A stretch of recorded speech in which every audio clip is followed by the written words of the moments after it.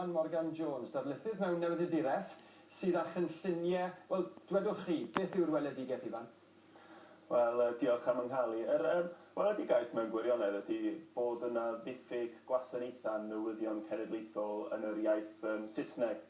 Felly, yn y Gymraeg, mae gennym ni, fel o'ch chi'n dweud, mae gennym ni BBC Cymru Byw, mae gennym ni Newyddion Naw, mae gennym ni Golwg, mae gennym ni Golwg Tiwch Dim, Barn, o'r Pedwar Gwynt ac yn y blaen.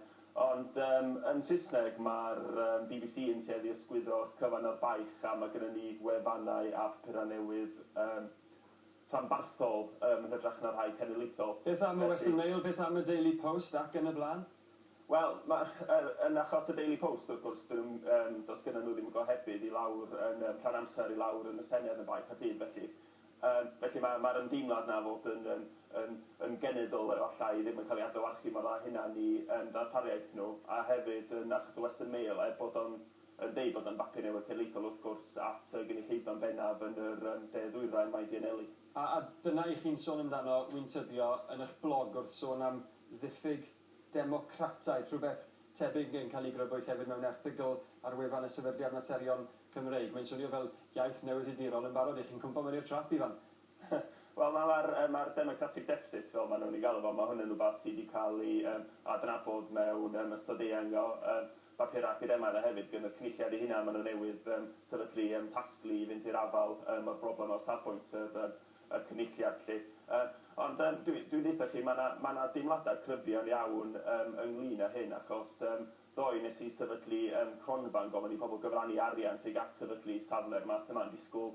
Falle sy'r pobl yn cyfrannu ryw 250 pint neu beth fel yna. A o fewn 24 awr, da ni bron â cwrdd ar 2,000 o bunnoedd yn barod. A felly beth fydd y gwasanaeth fydd yn cael ei sefydlu gyda'r arian yma?